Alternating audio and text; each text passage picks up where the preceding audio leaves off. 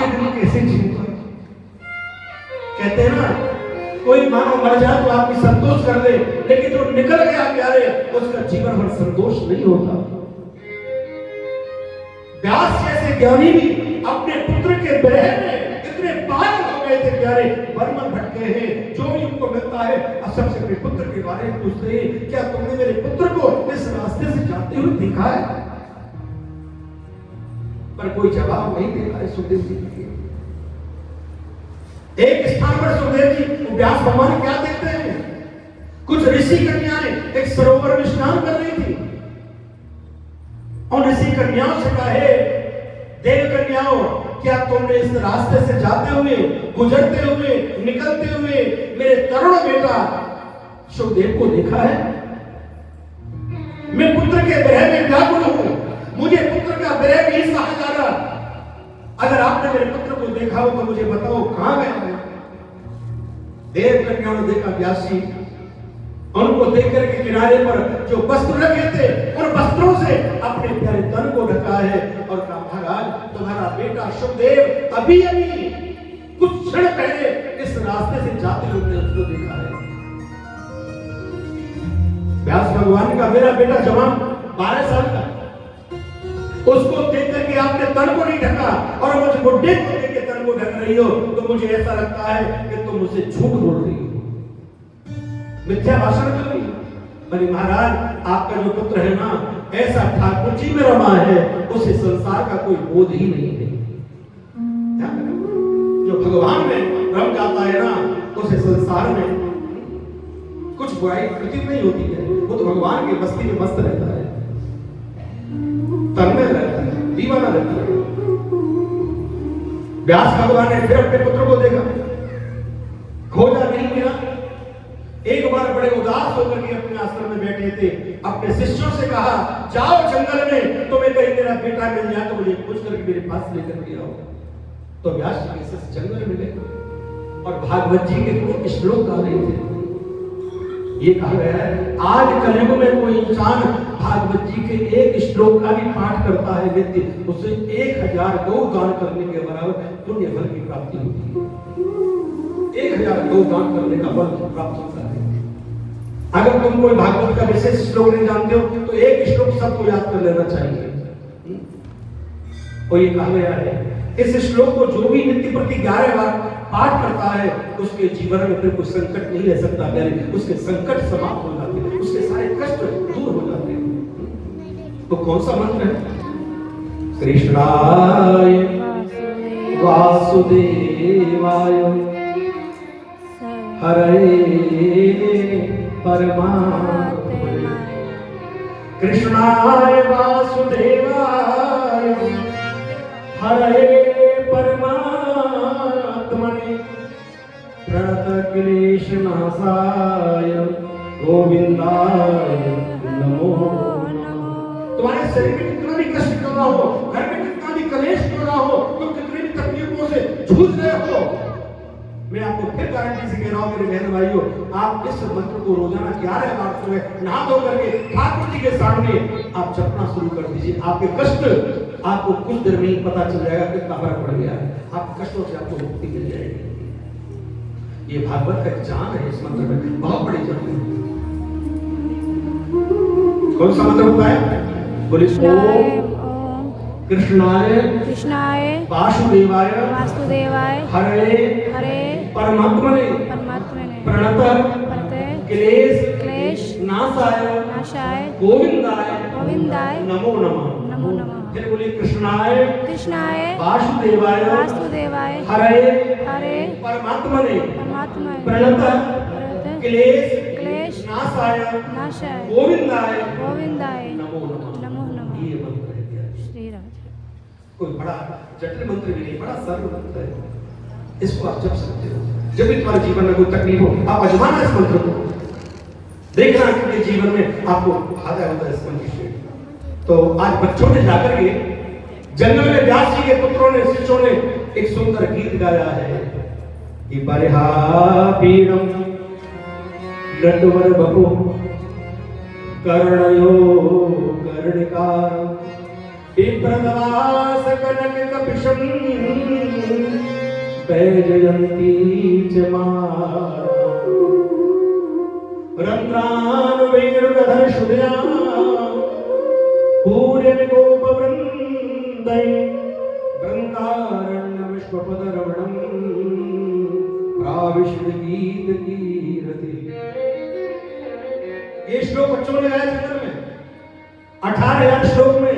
इस श्लोक में क्या भगवान के दिव्य सौंदर्य का वर्णन है। मेरी ठाकुर जी कितने सुंदर है, गजब है। नाम तुम्हारा तारणहारा जाने कब दर्शन होगा, और तेरी रचना इतनी सुंदर तू खुद कितना सुंदर होगा। इसकी रचना को देख करके प्यारे हम चकाचौंध हो जाते हैं। जब ठाकुर जी मिल जाते हैं ना तो उनके सामने ये सब कुछ तुच्छ दिखाई पड़ता है। मेरी यहां पर 1065 की कथा चल रही है। 1065 की भागवत है। बहुत देवालयों में मैंने कथा करी है, बहुत मंदिरों में, देश में विदेश में, हर जगह कथा करने का सौभाग्य प्राप्त हुआ। लेकिन यहाँ मंदिर प्रभु की सुंदर कथा का अवलोकन हो रहा है। चलो मैं अपने भगवान की दिव्य लीला सुन के आऊं।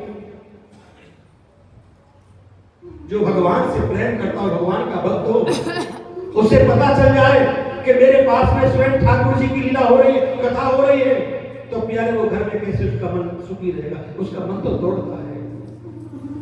मेरा मन पंछी बोले उड़ वृंदावन जाऊं और ब्रज की उन पावन गलियों में राधे राधे गाऊं श्री राधे।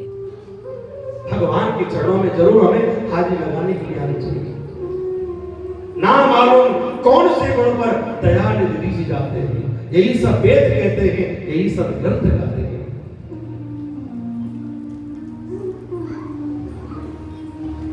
मेरी बहनों,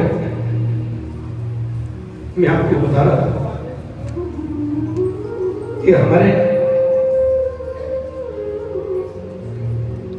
सुखदेव जी महाराज झाड़ी कोट में से निकल के आए और बोले भैया मुझे और सुनाओ, मुझे मेरे प्रभु की वाणी और सुनाओ।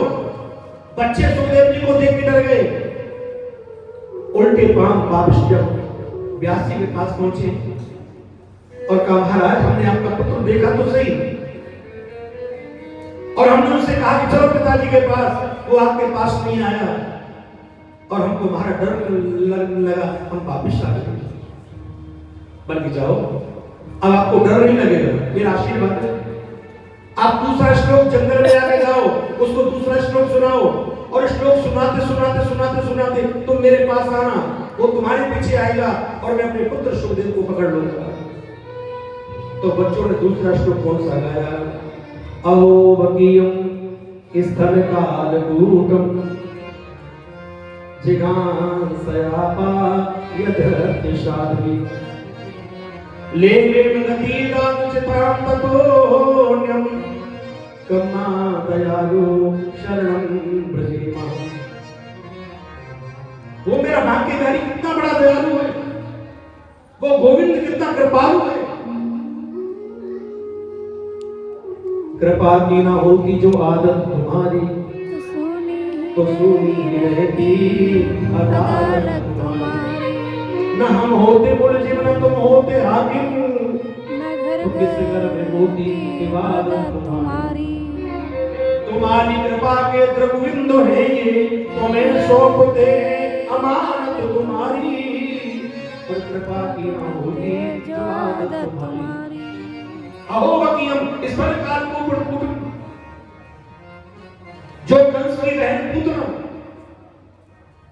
भगवान कृष्ण को मारने के लिए अपने स्तनों से कालकूट नाम का विष लगा करके चुपके से उनको पिला के मारने के लिए आई थी। पर वाह करे ठाकुर जी, तुमने वो जहर पिलाने वाली पूतना को भी मां यशोदा को गति मिलनी चाहिए थी, वो गति प्रदान करी। तो कितना दया। जब जहर पिलाने वाले को भगवान मुक्ति दे सकते हैं, और जो भगवान के चरणों में कोई सेब लेके आएगा, कोई संतरा लेके आएगा, कोई मिठाई लेकर के आएगा, कोई फूल माला लेकर के आएगा, भगवान सोचते हैं ऐसे भक्तों को मैं फिर क्या प्रदान करूं। भगवान फिर कहते हैं जो मेरी शरण में आएगा उसको पार करना फिर ये मेरा धर्म है। जीवन में गांठ बांध लो प्यारे, कथा ने मन भी तुम बैठे हो तो भगवान की दृष्टि तुम्हारे ऊपर आ रही है, तुम्हारा कल्याण हो रहा है, तुम्हारा उद्धार हो रहा है। भजन में मन नहीं लगता हो तो भी आप नाम जाप करिए, आपको नाम लेने में फल तो प्राप्त होगा ही होगा, और एक तरह से होगा आपका मन टिक जाएगा, आपका जीवन सफल हो जाएगा। क्यों घबराऊं मैं, मेरा तो श्याम से नाता है, मेरे जीवन की गाड़ी मेरा श्याम चलाता है, क्यों घबराऊं, क्यों चिंता करूं? अगर तुम चिंता करोगे ना तो ठाकुर जी चिंतन में लग जाएंगे, और तुम चिंतन करोगे तो ठाकुर जी को तुम्हारी चिंता हो जाएगी। इसका उद्धार करना अब मेरा धर्म है। अगर भगवान के चरणों में आए हो तो भगवान निश्चित कल्याण करते हैं, इसमें तर्क संदेह नहीं। सुखदेव जी झाड़ी में से निकल के आए और बच्चे उसको वहां ले जाते हैं व्यास भगवान के पास में। व्यास जी ने आज काफी समय के बाद अपने पुत्र को पाया, आवाज लगाई, मेरे पुत्र आओ, सुखदेव मैं तुमको भागवत सिखाऊंगा। लेकिन सुखदेव जी पिताजी के पास में आए, फिर जंगल में जाने लगे। देवर्षि नारद प्रकट हो गए। नारद जी ने कहा, व्यास जी, जिस पुत्र ने भगवान से घर में वरदान मांगा था कि उनको माया ना सताए, तो महाराज तुम्हारे पास ऐसे कैसे आएंगे? अगर आप इनको विद्या का ज्ञान देना चाहते हो, भागवत का उपदेश करना चाहते हो, तो उनको पुत्र का संबंध मत रखिए, इनसे शिष्य का संबंध बनाइए। पिता और पुत्र के बीच में माया होती है, और गुरु शिष्य के बीच में माया का पर्दा अलग हो जाता है। माया नहीं रहती। तो देवता लोग अपने हाथ में अमृत का कलश लेकर के आए और ला करके अमृत, और उन्होंने रख दिया सुखदेव जी के पास में और कहा, महाराज अमृत लेके आए देवलोक से, अगर राजा परीक्षित को मृत्यु का डर सता रहा हो, ये मरने से डर रहे हो, तो इनको अमृत पिला दीजिए, इनको जीने का वक्त और मिल जाएगा, संसार का भोग भोगने के लिए मौका मिल जाएगा। और महाराज उन भोगों से परेशान होकर के हम शांति पाने के लिए तुम्हारे पास में आए, हमें शांति चाहिए, अब हमें सिर्फ कथा सुना दीजिए। सुखदेव जी ने कहा, राजन तुम्हारे सामने दोनों अमृत हैं, और जाके गड़गड़ाने लगे, ब्रह्मदेव हमारी शंका को दूर करिए और हमें बताइए भागवत बड़ी है कि अमृत बड़ा है? ब्रह्मा जी ने धर्म तोड़ा दी, एक पढ़ने में भागवत जी को रखा, एक पढ़ने में अमृत के कलश को रखा। जब दोनों का वेट किया गया तो देखा भागवत का पटला जमीन से ऊपर ही गिरा, अमृत हल्का हो गया। एक पढ़ने में अमृत और सारे वेद पुराण रख दिए, और अकेले में भागवत जी को रखा, फिर तोड़ा गया तो देखा भागवत तो उठ ही नहीं किया रे। तब व्यास भगवान के मुंह से निकला था, देवताओं भागवत कोई पोती नहीं है, भागवत क्या है? भगवान श्री बांके बिहारी का साक्षात विग्रह रूप है, साक्षात रूप है। जो भी भागवत भगवान के चरणों में बैठ करके इस कथा को श्रवण करते हैं, 7 दिन के अंतर्गत में और साक्षात किसी न किसी रूप में भगवान के दर्शनों का आज भी लाभ प्राप्त होता है। आज भगवान दर्शन देते हैं, उसका कल्याण करते हैं, ये भागवत कृपा है।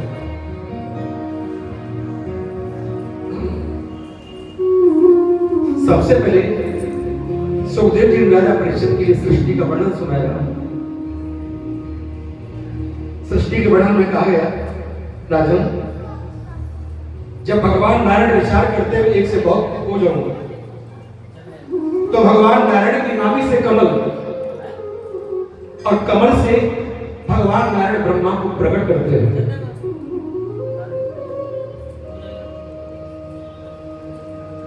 ब्रह्मा ने विचार किया, मैं कहां से आया हूं, इसकी मुझे खोज करनी चाहिए। तो ब्रह्मा जी कमल की नली में सैकड़ों वर्षों तक गए, पर पता नहीं लगा पाए। आकाशवाणी हुई ब्रह्मा के लिए कि ब्रह्मा अगर तुम तप करोगे तो पता चलेगा तुम क्यों आए हो और तुम्हारा जन्म कहां से। ब्रह्मा ने तप किया, नारायण प्रसन्न हो गए और नारायण भगवान ने ब्रह्मा जी का हाथ पकड़ लिया और नारायण भगवान का, ब्रह्मा मैंने तुमको प्रकट किया है और मेरा आदेश है कि सृष्टि को आगे बढ़ाओ। ब्रह्मा बोले भगवान मैं सृष्टि की रचना करूं, कहीं मुझे अहम पैदा ना हो जाए, घमंड पैदा ना हो जाए कि मैं सृष्टि का रचयिता हूं। आज किसी के पास एक की जगह 2 कोठी हो जाए ना, एक फैक्ट्री हो जाए, तो इंसान सोचता है कि बस अब जो कुछ हूं मैं हूं। अहम होता है, घमंड होता है। लेकिन मैं आपसे एक बात कहना चाहता हूं, अगर तुम भगवान के चरणों के दास हो और अपना कल्याण चाहते हो तो भगवान से एक ही प्रार्थना करना, ठाकुर जी चाहे मुझे जो पद देना, चाहे ज्ञान देना, चाहे धन देना, जो कुछ भी देना, पर मुझे कभी अहम मत देना। अहम के पेड़ पर विनाश की पत्ती लगती है। अहम किस बात का? अहम नहीं करना चाहिए। और शास्त्र में, गुरु में और भगवान में कभी भेद नहीं पालना चाहिए। अगर पालन करते हैं और भगवान से उसकी संहार करते हैं, तीनों देवताओं का कार्य है। और भविष्यवाणी में आया है संमत 2014 समय, अब आने वाला जो 5-6 साल का समय है वो बड़ा खतरनाक है, ऐसा भविष्य पुराण में लिखे। संमत 2000 के ऊपर ऐसो योग पड़ा है, सूर्यदर्शी में लिखा है, चारों तरफ हाहाकार होगी। जनता जो विश्व में है ना, उसकी बर्फोड़ जनता पूरे विश्व में रह जाएगी, ये स्थिति होगी। कहीं अकाल, कहीं वृष्टि, कहीं पहाड़ गिरना, ये सब 31-32% इतना हाल बहुत गलत दिखाया है। पर फिर भी वर्तमान में जियो, जब तक जीवन है, जो किसी के जीवन का कोई भरोसा नहीं, पर फिर भी तेरे वर्तमान में जियो। जितना भगवान ने जीवन दिया उसको मस्ती में भगवान के साथ व्यतीत करो। और ये कहते हैं जो अंत में भगवान का नाम सुमरण करके इस नश्वर देह का त्याग करता है, वो जन्म जन्मांतर के आवागमन से छुटकारा प्राप्त कर लेता है। ये नाम की महिमा है। इतना तो करना स्वामी जब प्राण तन से निकले, गोविंद नाम लेकर मेरे प्राण तन से निकले। श्री गंगा जी का तट हो, यमुना का वंशीवट हो, मेरा सामना निकट हो, जब प्राण तन से निकले। जब प्राण कंठ आवे, कोई रोग ना सतावे, यम दर्श ना दिखावे, जब प्राण तन से निकले। इसे सदा मैं कहता हूं, आपका एक भी दिन बिना भगवान के नाम के नहीं निकलना चाहिए। आपका एक भी दिन भगवान के नाम के बिना निकल जाए तो सोचना, ठाकुर जी आज मेरा ऐसा कौन सा पाप उदय हो गया तो मैं आपके नाम से वंचित रह गया। नित्य भगवान नाम जपिए।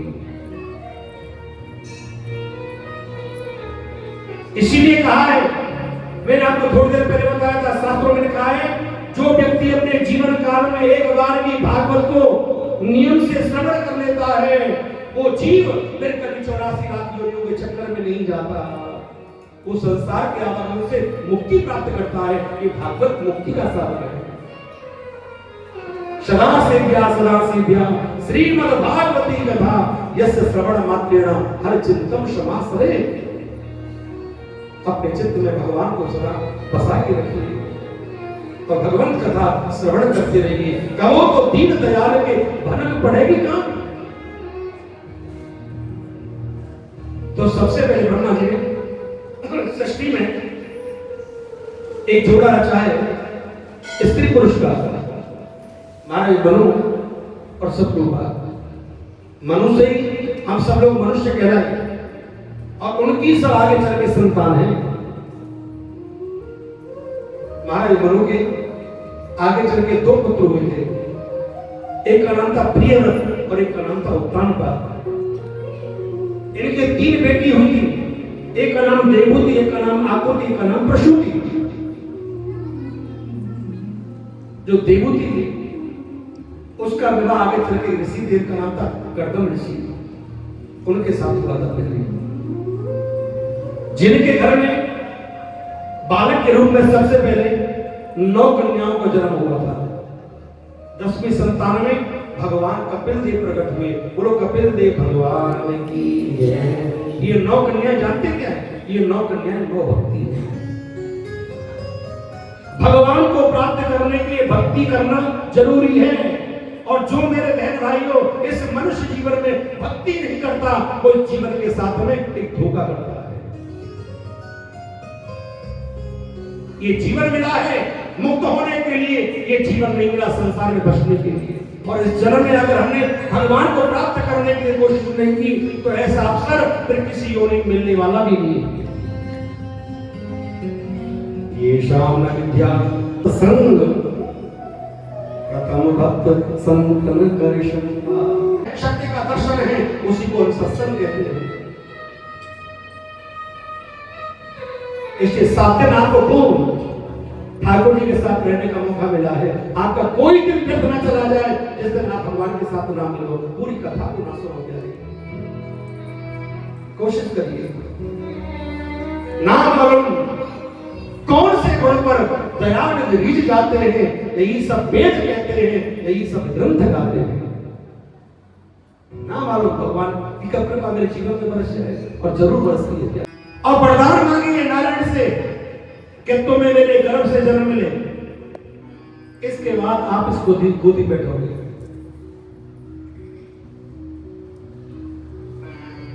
मां जगत पिता कहां रहते हैं? पर जंगल में रहते हैं। क्या मुझे मिल जाएंगे? भजन करो, बचा तुझे भगवान मिल जाएगा। मन में गांठ बांध ली, मां का आशीर्वाद मिला है, अब मुझे भगवान को प्राप्त करना है। या तो किसी को संतों की बात लगती है तब वैराग्य होता है, और जिसको संत की बात नहीं लगती प्यारे, फिर उसे संसार की लात लगती है। और मैं कहता हूं संसार की लात खाने से पहले भगवान के चरणों में जुड़ जाए। जब बुढ़ापे में लात खाई, जिनके लिए तो पागल हो रहा है, उस समय तेरा शरीर भी काम नहीं करेगा। आंख तो होंगी पर दर्शन नहीं कर सकता, पैर तो होंगे पर यात्रा नहीं कर सकता, हाथ तो है पर सेवा नहीं कर सकता। इसलिए कहते भक्ति की इंसान को जवानी में करनी चाहिए। कहते बुढ़ापे में भक्ति करेंगे, बहुत से कहते भाई खूब कथा सुनेंगे, हमारे बच्चा की शादी हो जाए ना, घर में बहू आ जाएगी ना, तो सब काम संभाल लेंगे, फिर आराम से भक्ति करेंगे। लेकिन प्यारे की भक्ति नहीं होती है, फिर तो ऐसा माया का चक्कर पड़ता है, सोच के भी इंसान नहीं निकल पाता। जो भी करना है चलते हाथ काम कर लो, जीवन का कोई भरोसा नहीं, कुछ भरोसा नहीं। 5 वर्ष का बालक ध्रुव जंगल में तपस्या करने निकल पड़ा है। माता लक्ष्मी ने वैकुंठ में देखा एक नन्हा सा बालक और तपस्या करने जा रहा है, भजन करने जा रहा है। माता को दया आई, माता लक्ष्मी ने नारायण भगवान से कहा प्रभु इस बालक को दर्शन दीजिए। नारायण भगवान का देवी आप ठीक कह रही हो, लेकिन इस शास्त्र की बात को झूठा नहीं करना चाहता। कारण क्या है? इसने जीवन में गुरु धारण नहीं किया है, और बिना गुरु के मेरी प्राप्ति जीव को संभव नहीं है। गुरु के बिना गति नहीं है, गुरु के बिना मुक्ति नहीं है, गुरु के बिना ज्ञान नहीं है, आत्मबोध नहीं है। और जब तक तेरे जीवन में गुरु ना हो, हम भक्ति भी करते हैं ना, उस भक्ति का भी पूर्ण फल हमको प्राप्त नहीं होता। इसलिए आपको जीवन में जो भी कोई संत महापुरुष दिखाई पड़े प्यारे श्रेष्ठ, उसको जीवन में गुरु धारण कर लीजिए। उसके बाद भगवान की भक्ति करिए। एक भक्ति होती है मनमुखी और एक होती है गुरुमुखी। मनमुखी भक्ति हमको बार बार लटकाएगी, और गुरुमुखी जो भक्ति होती है ना, वो हमको साधती है। इसलिए महापुरुषों ने कहा है सुन ले चतुर सुजान निगुरे मत रहना। निगुरे का नहीं कहीं ठिकाना, 84 में आना जाना, पड़े नरक की खान निगुरे मत रहना। सुन ले चतुर सुजान निगुरे मत रहना। जब जीवन में दीक्षा लेते हैं ना, तब भक्त का असली जन्म होता है। समझ उस दिन उसका जन्म है जिस दिन उसने दीक्षा की है। तो लक्ष्मी माँ ने कहा महाराज आप इसके जीवन में कोई गुरु भेज दो ना। नारायण भगवान ने आदेश दिया नारद जी के लिए, नारद जी जाइए और जाकर के भक्त की परीक्षा कीजिए और भक्त सही है तो उसको मंत्र दे करके मेरा रास्ता पकड़ा दीजिए। नारद जी आए, श्रीमन नारायण नारायण नारायण श्रीमन नारायण नारायण नारायण भजमन नारायण भजमन नारायण नारायण नारायण श्रीमन नारायण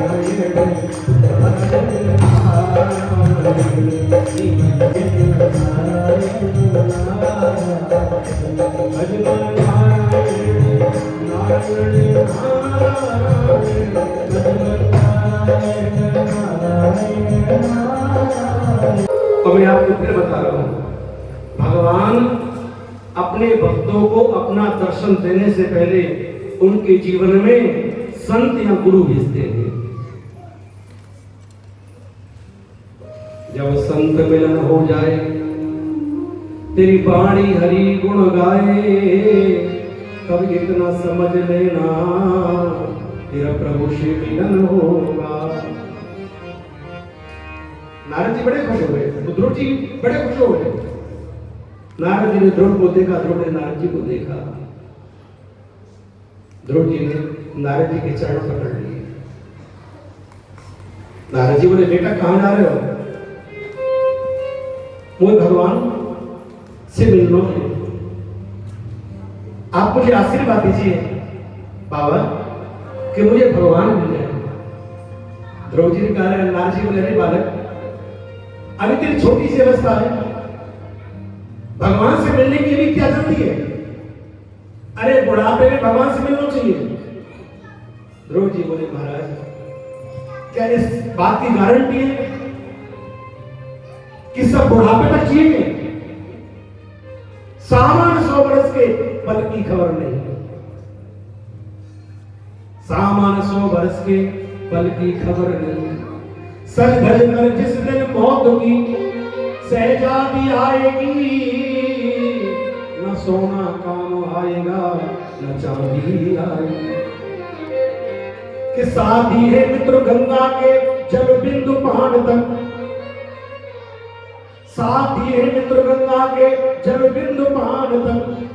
अर्धांगिनी बढ़ेगी तो केवल मकान तक, बेटा भी हक निभाएगा तो केवल अग्निदान तक। इससे तो आगे भजन ही शादी, और भजन के बिना तू अकेला रहेगा। रे मन ये 2 दिन का मेला रहेगा, और कायम न जग का झमेला रहेगा। किस काम के ऊंचे महल जो बनाएगा, किस काम का लाखों करोड़ों की दौलत कमाएगा। रथ गाड़ियों का झुंड भी तेरे कोई काम नहीं आएगा। जैसा यहाँ पर आया बंदे, एक दिन वैसा ही जाएगा। कि तेरे सफर में सवारी के खातिर कंधों पे खटरी का ठेला रहेगा। रे मन ये 2 दिन का मेला रहेगा, और कायम न जग का झमेला रहेगा। तो प्रभु इस बात की गारंटी है क्या कि सब बुढ़ापे तक जिएंगे? बस मुझे भगवान से मिलने का रास्ता दे दो। नारद जी ने फिर उनको रोका। तो ध्रुव जी बोले, महाराज मैं आपसे जानना चाहता हूं आपका परिचय क्या है? नारद जी बोले, मेरा नाम नारद है। ध्रुव जी ने कहा, कौन से नारद हो, असली के नकली? नारद जी बोले, असली? नकली कौन होता है? असली हो जो सदा भगवान के पास रहता हूं, भगवान के गुणानुवाद करता हूं। तो महाराज आप मुझे भटकाओ मत। हे गुरुदेव मेरे ऊपर कृपा कीजिए और मुझे गुरु मंत्र देकर के भगवान से मिलने का रास्ता पकड़ाइए। ध्यान रखना मेरे बहन भाइयों, आपको रास्ता मिलता है मंत्र जपने से। गुरु तो सिर्फ हमें रास्ता बता सकते हैं, चलना खुद को पड़ेगा। तो आज नारद जी ने ध्रुव के लिए मंत्र दिया। कौन सा मंत्र दिया?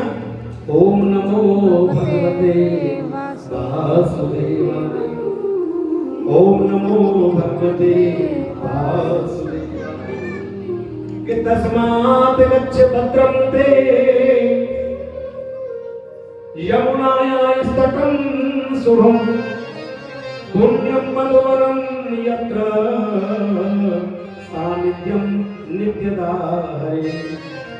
अरे बेटा, यमुना के पावन तट पर एक मधुवन नाम का स्थान है और मधुवन में जाकर के आप इस मंत्र की सिद्धि प्राप्त, और मेरा आशीर्वाद है ये मंत्र सत्य है भगवान को प्राप्त करने के लिए कि मंत्र सत्यम पूजनम सत्यम सत्यम देव निरंजनम, कि मंत्र सत्यम पूजनम सत्यम सत्य देव निरंजनम गुरुपाक्षम सदा सत्यम। 3 दिन से पहले अपना स्थान नहीं छोड़ते थे, निरंतर इस मंत्र को जप रहे हैं। ओम नमो भगवते वासुदेवाय, ओम नमो भगवते वासुदेवाय। 3 दिन की 1 महीना निकल गया, 3 दिन जप करते करते। 3 दिन के बाद में वो कुछ भी खाते थे। दूसरे महीने में नियम को बढ़ाया, 6 दिन के संकल्प ले लिया है, 6 दिन के बाद कुछ खाते थे। तीसरे महीने में 9 दिन का नियम लिया, चौथे महीने में 12 दिन का नियम लिया, और 5वें महीने में ध्रुव जी ने कह दिया, सोचा कि हे मेरे गोविंद, जब तक मुझे आपका दर्शन नहीं होगा मैं कुछ खाऊंगा पीऊंगा नहीं। अन्न जल फल सबका त्याग करता हूं। श्वास को रोक करके ध्रुव जी महाराज बैठ गए। संसार की वायु ठहर गई, और ऐसी वायु ठहरी संसार की ठहरी, संसार की ऐसी वायु ठहरी कि देवताओं में खलबली मच गई, खलबली मच गई। देवताओं के प्राण संकट में पड़ गए। सब देवता मिलकर के नारायण भगवान के पास गए और बोले, प्रभु ये सब क्या हो रहा है? बल्कि मेरा भक्त है, तपस्या करने बैठ गया है, इसलिए संसार की वायु ठहर गई है। प्रभु आप उससे दर्शन दीजिए। सब देवताओं ने भी ध्रुव के लिए मंगल कामना की है, और भगवान उसे दर्शन देने के लिए मधुवन में आए हैं। और ध्रुव जी ने क्या प्रार्थना की है? अरे श्वास में हो सुमरण तेरा, यो बीत जाए ना जीवन मेरा।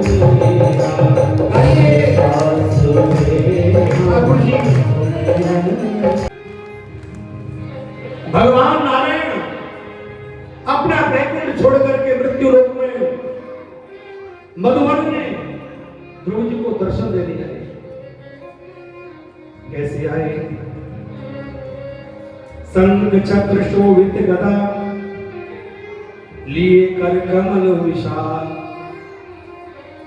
शंख चक्र शोभित गदा लिए कर कमल विशाल, पामर मां बाहुन गरुण अज प्रगटे दीन दयाल, सशंख चक्रम सकीट कुंडलम सपीत वस्त्रम सरसीरुरेक्षणम, सहार वक्षस्थल कौस्तुभम श्रियम नमामि विष्णु शिरसा चतुर्भुजम। जिन भगवान नारायण के गले में सुंदर माला है, हाथ में चक्र है, पद्म है, सुंदर इनका श्रृंगार है, चतुर्भुज इनका रूप है। आज भगवान चतुर्भुज रूप में आज ध्रुव के सामने दर्शन देने आए नारायण। लेकिन ध्रुव जी नेत्र बंद करके भगवान का ध्यान कर रहे थे। बहुत देर हो गई, भगवान खड़े रहे, ध्रुव ने नेत्र नहीं खोले। इसके बाद क्या हुआ? भगवान ने सोचा ये तो ऐसा ध्यान में बैठ गया है, हम कब तक खड़े रहेंगे? भगवान ने जो हृदय में दर्शन कर रहे थे ना, वो झांकी अंदर ध्यान कर दी। अब ध्रुव छटपटाने लगे कि जो मेरे प्रभु मेरे हृदय में विराजमान थे वो छवि कहां चली गई? अब रोने लगे। आंखों में आंसू, जिनकी आंखों में आंसू, होठों पर हंसी, पांवों में छाले होंगे, कोई सच्चे प्रेमी ठाकुर जी को दिल से प्रेम करने वाले होंगे। भगवान की याद में रोना आए तो अच्छा लक्षण है। ठाकुर जी को रिझाने के लिए भगवान तुम्हारे मंदिर में 2 फूल चढ़ाने आए हो। पानी में तरंग मिठास नहीं, पर विनय सुनाने आए हो। तुमसे लेकर क्या भेंट करूं, भगवान तुम्हारे चरणों में मैं भिक्षुक हूं, तुम दाता हो, संबंध बताने आए हो। मेरे पास कुछ नहीं है, एक भावना रूपी पुष्प है। एक बात सोचो, भगवान को क्या दे सकते हैं? हमारा क्या है? कुछ नहीं है, सब भगवान का दिया है। इसलिए आप एक ही भाव रखा करो कि तेरा तुझको अर्पण क्या लागे मेरा। मेरा कुछ नहीं ठाकुर जी, सब कुछ आपका दिया हुआ है।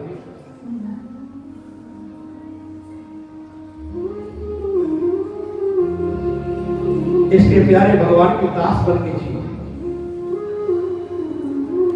आनंद है सेवक बनने में, जो आनंद है वो स्वामी बनने में नहीं। जो बालक बनने में आनंद है, पिताजी बनने में नहीं। पिताजी बनने के बाद तो बहुत टेंशन है। इसलिए प्यारे आप महापुरुषों के दास बन जाओ, सेवक बन जाओ, बच्चा बन जाओ, ठाकुर जी के दास बन जाओ। आपकी अनेकों टेंशन तो ठाकुर जी अपने ऊपर लेकर तुमको मुक्त कर देंगे। और करते हैं क्या? जब अपने आप को भगवान के समर्पण कर देते हैं कि तेरे हवाले मेरी गाड़ी, तू जाने तेरा काम जाने। जब से तेरी शरण में आया, एक अनोखा आनंद पाया, मेरी मिट गई चिंता सारी, तू जाने तेरा काम जाने। देखिए, मैं आपको बता रहा था, जब ध्रुव जी ने नेत्र खोल के देखा तो वही नारायण ध्रुव के सामने खड़े हुए। आज ध्रुव जी की भक्ति सफल हो गई, चरण पकड़ लिए।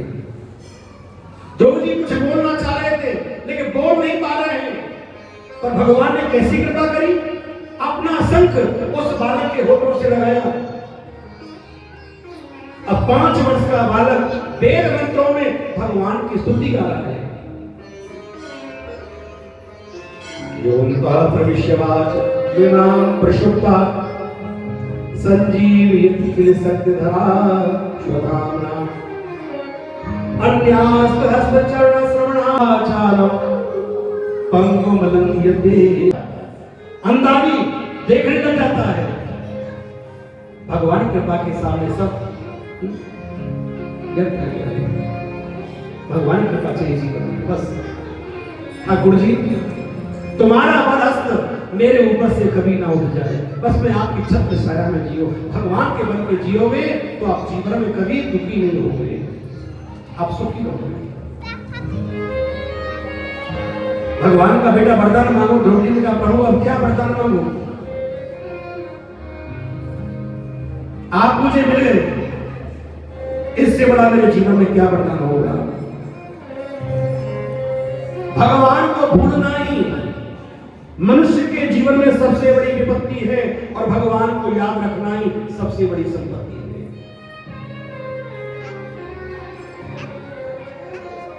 जिस देश में, जिस वेश में, परवेश में रहो, जिस हाल में, जिस काल में, जिस चाल में रहो, राधा रमण राधा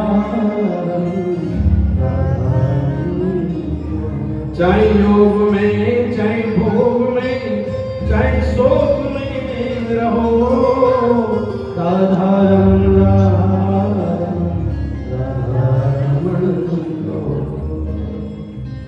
स्थिति आपकी चाहे जो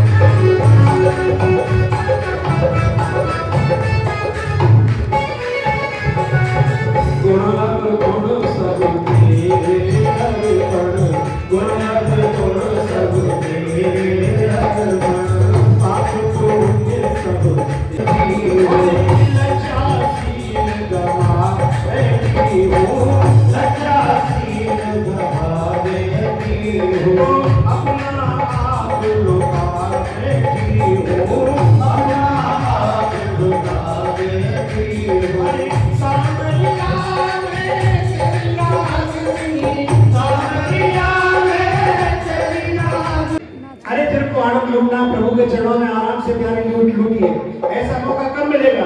हैं? नाचने वाले बाबा को खूब रिझा के बनाइए, खुश करिए और क्या करें? हरे का सहारा है, हरे का सहारा है, हरे का सहारा है, हरे का सहारा है। ओ प्यारा सा टुकड़ा दुनिया ले जाता, टुकड़ा हरे का सहारा है, हरे का सहारा है, हरे का सहारा है।